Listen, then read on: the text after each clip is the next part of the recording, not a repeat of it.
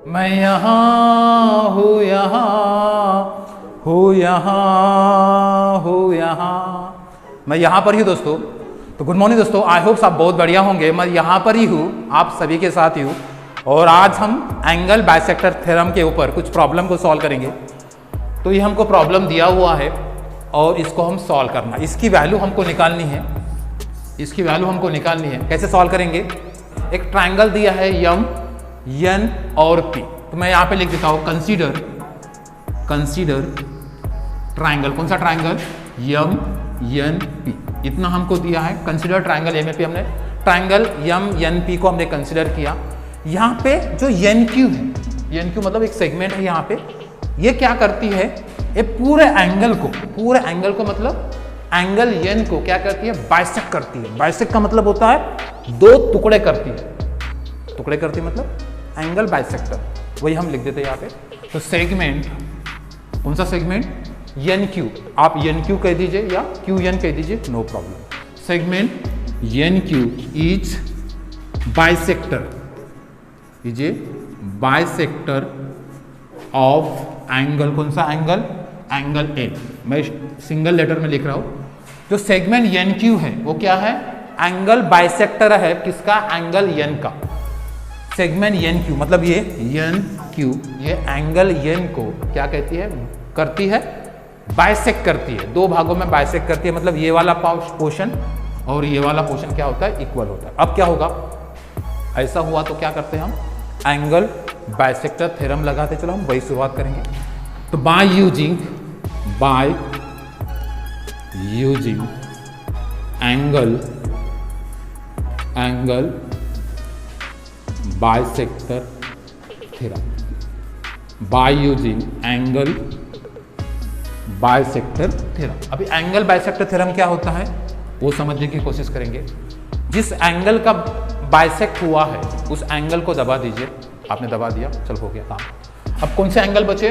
उस ट्रायंगल के दो एंगल बचे। ये वाला एक एंगल बचा, एंगल नंबर 1, और एंगल नंबर 2। ये दो एंगल हमारे पास बचे। इसका तो बाइसेक्ट हुआ है, इसको दबा दीजिए। एंगल 1 बचा और एंगल 2 बचा। अभी यहाँ से लेकर यहाँ तक या यहाँ से लेकर यहाँ तक कितने रास्ते हैं?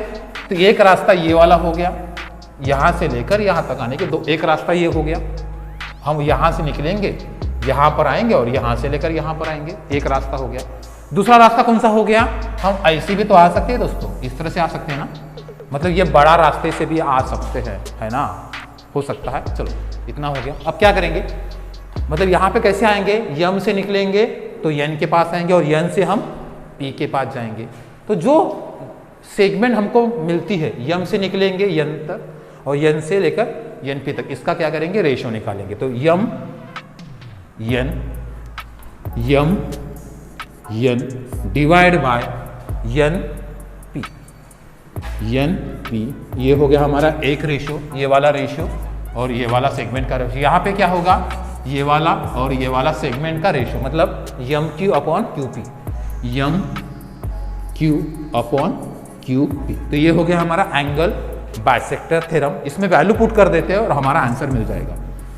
तो यहाँ पर है यम एन की वैल्यू कितनी है? 25 है। तो 25 यहाँ पे पुट कर देते हैं। 25 अपॉन कितना होगा? एन पी कितना है? 40 है।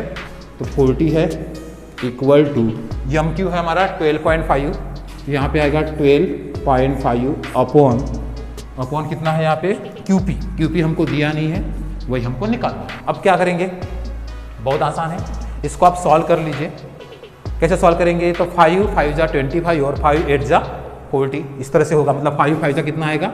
5 आ गया और 5 8 जा कितना हो गया? 5 8 जा 40 हो गया। 5 अपॉन 8 आ गया यहाँ पे, तो हम यहाँ पे लिख देते हैं 5 upon 8 equal to 12.5 upon QP. इतना हो गया हमको। इसका क्रॉस मल्टीप्लिकेशन कर दीजिए इस तरह से, और ये इस तरह से क्रॉस मल्टीप्लिकेशन कर दीजिए तो कितना हो जाएगा ये? तो ये बन जाएगा हमारा क्यूपी, पहले लिख देते हैं हम क्यूपी इंटू 5, मतलब 5 इंटू क्यूपी, ये 5 इंटू क्यूपी इक्वल टू क्या हो जाएगा यहाँ पे?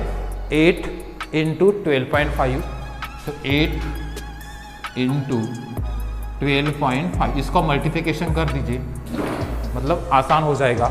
नहीं भी किया तो फिर भी चलता है, कोई बात नहीं। चलो तो यहाँ पे हम क्यूपी निकालेंगे। तो QP equal to 8 into 12.5 divide by क्या आएगा यहाँ पे 5 आ जाएगा।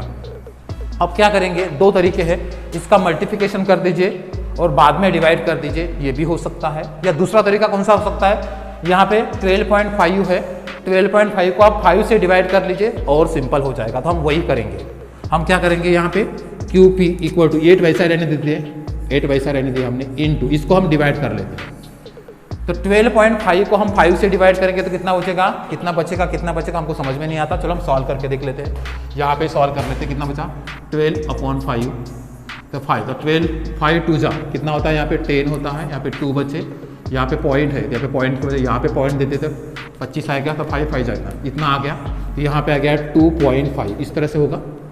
कितना आ गया हमारा आंसर, यहाँ पे आ गया 2.5 आ गया। अब हम क्या करेंगे, 8 से मल्टीप्लाई कर दीजिए तो कितना हो जाएगा ये, तो ये बन जाएगा 8 5 जा कितना होता है, 8 5 जा 40 होता है, 40 का 0 आ गया, 4 कैरी आ गया, और 8 2 जा 16, 16 प्लस 4 कितना होता है 20, तो ये बन जाएगा 20। और यहाँ पे एक डेसिमल एक पॉइंट के बाद है, मतलब एक नंबर के बाद डेसिमल है, तो एक नंबर के बाद इसके बाद हम यहाँ पे डेसिमल दे देंगे, तो यहाँ पे होगा QP, मतलब हम QP लिख देते हैं, QP इक्वल टू कितना हो जाएगा 20 यूनिट्स।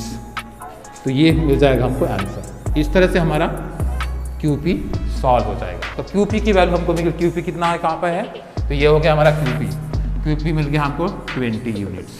तो इस तरह से ये प्रॉब्लम यहीं पे सॉल्व हो चुका है। मैंने पहले से कहा था कि हम यहाँ पर ही हैं, कहीं जाने की जरूरत नहीं है। तो ऐसे ही प्रॉब्लम को आप सॉल्व करते जाइए, और एंगल बाइसेक्टर थ्योरम के ऊपर जितने भी प्रॉब्लम थे जो कि एग्जाम में आ चुके थे या आने वाले हैं, उन सभी प्रॉब्लम को हमने यहाँ पर सॉल्व कर लिया है। फिर भी आपका कोई डाउट्स है, कोई क्यूरी है, तो जरूर मुझे कमेंट बॉक्स में बताने की कोशिश करिए। तब तक दोस्तों अलविदा, थैंक यू, बाय। और लास्ट में कहना चाहूँगा, हम यहाँ है, यहाँ हाँ हम